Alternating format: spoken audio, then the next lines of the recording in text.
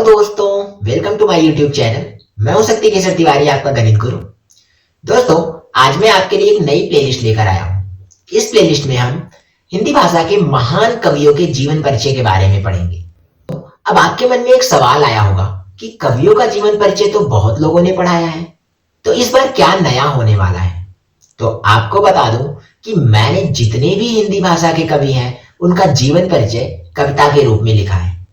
धीरे धीरे इन सभी कवियों का जीवन परिचय कविता के रूप में लिख करके उन पर वीडियोज बनाऊंगा, जिससे आप सभी इनका जीवन परिचय कहानी के रूप में, पैराग्राफ के रूप में नहीं, बल्कि कविता के रूप में आसानी से याद कर सके और उसे अपने एग्जाम्स में लिख सके। अक्सर क्लास 10th 12th के एग्जाम्स में यहाँ से प्रश्न पूछे जाते हैं। मैं कवियों का जीवन परिचय इसलिए पढ़ा रहा क्योंकि जो भी बच्चे क्लास 10th और 12th में पढ़ रहे हैं, अक्सर उनके एग्जाम्स में कवियों का जीवन परिचय से रिलेटेड प्रश्न पूछे जाते हैं। कवियों का जीवन परिचय लिखने को आता है, लेकिन बच्चे कहानी के रूप में कवियों का जीवन परिचय नहीं याद कर पाते हैं। उसके लिए मैं एक सरल सा उपाय लेकर आया हूं। मैंने इन कवियों का जीवन परिचय कविता के रूप में लिखा है।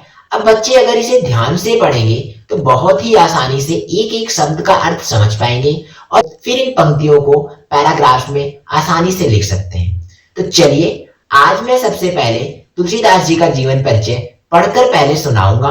उसके बाद एक एक पंक्तियों का अर्थ आपको लिखकर सिखाऊंगा कि कैसे आपको इन पंक्तियों को पैराग्राफ में बदलना है और अपने एग्जाम्स में पूरे मार्क्स लेकर आने हैं। तो चलिए शुरू करते हैं। संवत 1554, बादा में राजापुर ग्राम। तुलसी जन्म लिए हुलसी के, पिता द्विवेदी आत्माराम। जब जन्म हुआ तुलसी जी का, 32 दांत थे गिने गए, मुख से निकला था राम राम, थे दंग सभी जन खड़े खड़े। लोगों ने सोचा राक्षस है, क्योंकि रोया ना एक बार, कुंडली देखकर दूबे ने बोला बालक है चमत्कार। तुलसी जी थोड़ा हुए बड़े, आरंभ हुई शिक्षा उनकी, बीते थे केवल 5 वर्ष, अब नहीं रही माता हुलसी। नरहरि गुरु ने गोद लिया, रामायण का ज्ञान दिया, ज्योतिषी शास्त्र को पढ़ करके राम बोला अब तुलसीदास हुआ। शिक्षा समाप्त करके तुलसी आकर बस गए बनारस में, विवाह हुआ, बेटा जन्मा, था प्रेम बड़ा रत्नावली से। दंपति जीवन में अभी अभी खुशियां आई थी नई नई, ईश्वर की माया बड़ी प्रबल, बेटे तारक की जान गई। पत्नी से इतना प्रेम प्रबल, पीछे पीछे ससुराल गया, लाशों को नाव बना करके यमुना जी को पार किया। पत्नी ने देखा तुलसी को, बोला पति थोड़ा शर्म करो, थोड़ी सी अक्ल बची हो यदि, जग में रहकर कुछ नाम करो। एहसास हुआ जब गलती का, सन्यासी जीवन अपनाया, बजरंग बली ने दर्शन दी, श्री रामचंद्र का दास हुआ। तुलसी ने कलम उठाया जब, लिख दिया श्री रामचरितमानस, राम घाट पर रामचंद्र जी बाल रूप में हुए प्रकट। हनुमान चालीसा पढ़कर तुलसी जग में कवि महान बने, राम लला न छू दोहावनी, कविता वली है खूब लिखे। यह परिचय था गोस्वामी का, शक्ति द्वारा लिखा गया, रचना की तुलसी ने अनेक, पढ़कर जीवन अब धन्य हुआ। संवत 1680, असी गंग के तीर, श्रावण शुक्ला सप्तमी, तुलसी त्यजो शरीर। तो दोस्तों, ये थी पूरी कविता। वीडियो को पॉज करें और धीरे धीरे ध्यान से एक एक पंक्ति को पढ़ें, जिससे आप एक एक शब्द का अर्थ आसानी से समझ सकें। चलिए आगे बढ़ते हैं। तो चलिए दोस्तों, पेन और पेपर उठा लीजिए, क्योंकि अब हम इस कविता का अर्थ लिखने वाले हैं। तो चलिए आगे बढ़ते हैं। सबसे पहली पंक्ति है, संवत 1554, बादा में राजापुर ग्राम, तुलसी जन्म लिए हुलसी के, पिता द्विवेदी आत्माराम। इस पंक्ति का अर्थ है कि तुलसीदास जी का जन्म संवत 1554 में हुआ था। बांदा जिला उत्तर प्रदेश का एक जिला है, जहां पर एक ग्राम था, एक गांव था, राजापुर। तो तुलसीदास जी का जन्म संवत 1554 में बांदा जिले के राजापुर ग्राम में आत्माराम द्विवेदी जी के घर हुआ था। अर्थात उनके पिताजी का नाम आत्माराम द्विवेदी था, उनकी माता का नाम हुलसी था। अगली पंक्तियां हैं, जब जन्म हुआ तुलसी जी का, 32 दांत थे गिने गए, मुख से निकला था राम राम, थे दंग सभी जन खड़े खड़े। इन पंक्तियों का अर्थ है कि जब तुलसीदास जी का जन्म हुआ तो उनके मुख में 32 के 32 दांत पाए गए थे। ऐसा बालक देखकर लोग डर गए, क्योंकि ऐसा अद्भुत बालक पहले कभी जन्म नहीं लिया था।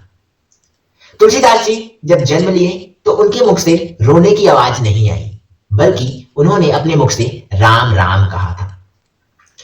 तो यहां पर इन पंक्तियों का अर्थ यही है कि जब जन्म हुआ तुलसी जी का 32 दांत थे गिने गए, अर्थात जन्म होते ही मुख में 32 दांत थे और मुख से राम राम निकला था। तुलसीदास जी रोए नहीं थे, तो वहां पे खड़े सभी लोगों ने सोचा कि कहीं ये बालक राक्षस तो नहीं, क्योंकि ऐसा बालक उन्होंने पहले कभी नहीं देखा था। परंतु उनके पिताजी आत्माराम द्विवेदी जी ने बालक की कुंडली बनाई, अर्थात तुलसीदास जी की कुंडली बनाई, और कुंडली को देख करके उन्होंने बताया कि यह बालक एक चमत्कारी बालक है। इस पंक्तियों में वही लिखा गया है कि बालक को देखकर लोगों ने सोचा कि किसी राक्षस ने जन्म लिया है, परंतु पिताजी ने कुंडली बनाकर, कुंडली देखकर कहा कि बालक चमत्कारी है। अगली लाइनें हैं, तुलसी जी थोड़ा हुए बड़े, आरंभ हुई शिक्षा उनकी, बीते थे केवल 5 वर्ष, अब नहीं रही माता हुलसी।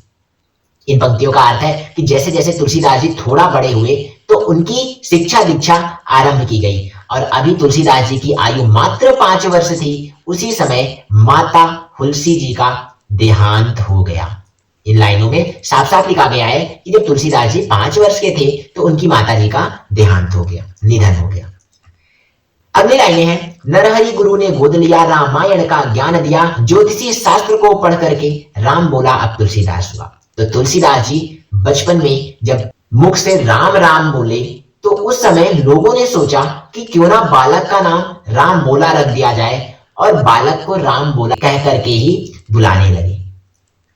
माता के गुजर जाने के बाद तुलसीदास जी को नरहरि, नरहरि उनके गुरुजी का नाम था, उनके गुरुजी नरहरि दास ने तुलसीदास जी को गोद ले लिया और उनकी शिक्षा दीक्षा शुरू करी।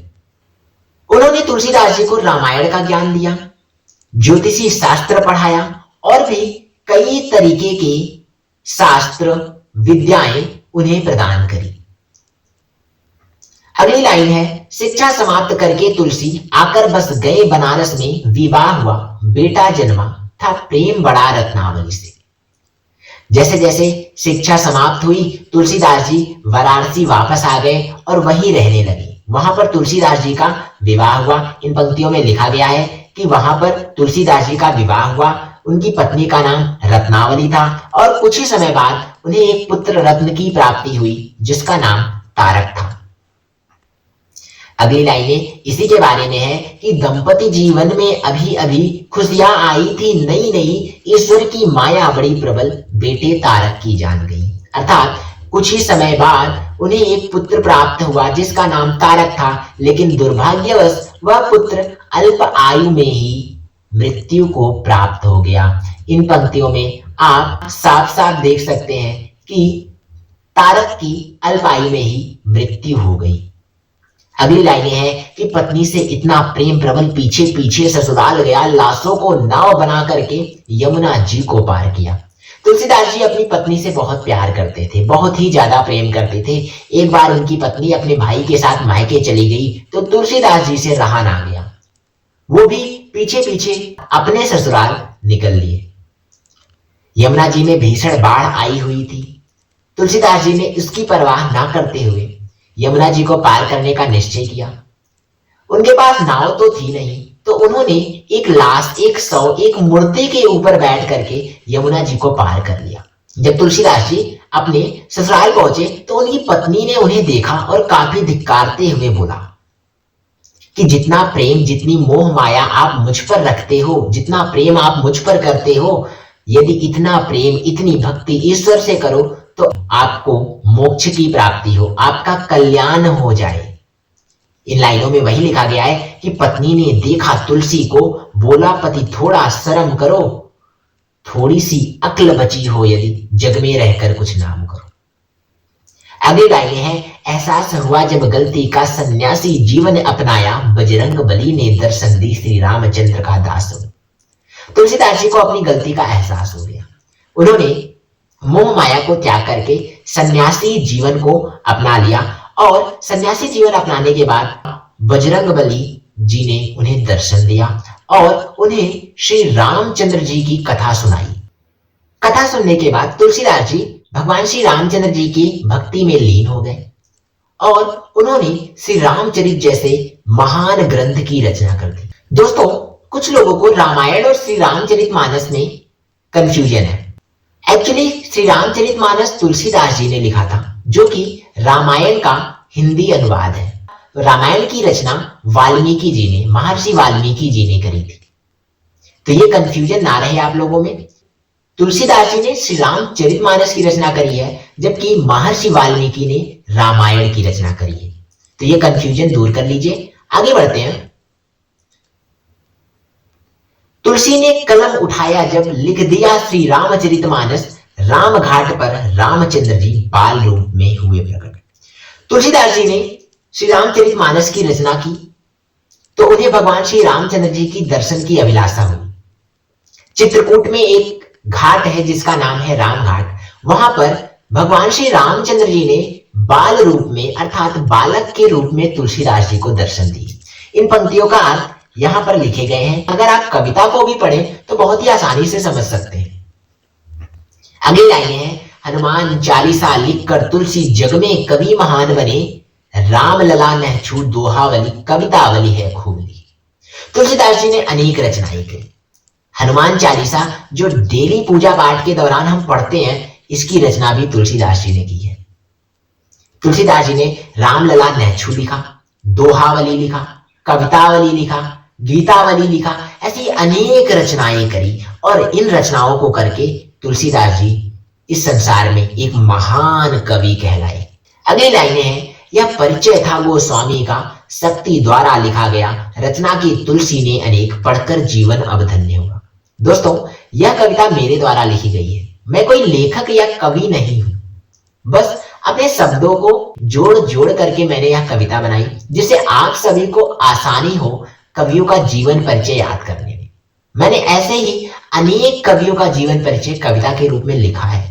धीरे धीरे मैं उन पर वीडियोज बनाऊंगा, जिससे आप सभी इन्हें पढ़ें और आसानी से सीख सकें। तो यह कविता मेरे द्वारा लिखी गई है। तो चलिए आगे बढ़ते हैं। संवत 1680, असी गंग के तीर, श्रावण शुक्ला सप्तमी, तुलसी तजो शरीर। दोस्तों, तुलसीदास जी की मृत्यु संवत 1680 में हुई। असी गंग के तीर, असी गंग के तीर का अर्थ यह है, वाराणसी में एक घाट है। घाट बोले तो जहां पर लोग स्नान करते हैं, ऐसा ही एक घाट जिसका नाम है असी घाट। इस असी घाट पर ही तुलसीदास जी ने अपना प्राण त्याग दिया था। उस दिन श्रावण शुक्ला सप्तमी, श्रावण शुक्ला अर्थात श्रावण मास था, शुक्ल पक्ष सप्तमी तिथि थी जब तुलसीदास जी ने अपना प्राण त्याग दिया। तो दोस्तों, ये थी पूरी कविता। हर एक पंक्ति का अर्थ उनके सामने लिखा गया है। आशा करता हूं ये कविता आपको अच्छी लगी होगी। वीडियो अगर अच्छी लगी हो तो प्लीज लाइक करें और चैनल को सब्सक्राइब करें। कमेंट में अपनी राय दें, जिससे मैं और भी कवियों के जीवन परिचय पर कविता लिख सकूं और आप तक पहुंचा सकूं। तो आज के लिए इतना ही। मिलते हैं नेक्स्ट वीडियो में अगली कविता के साथ। तब तक के लिए bye bye. Thank you very much.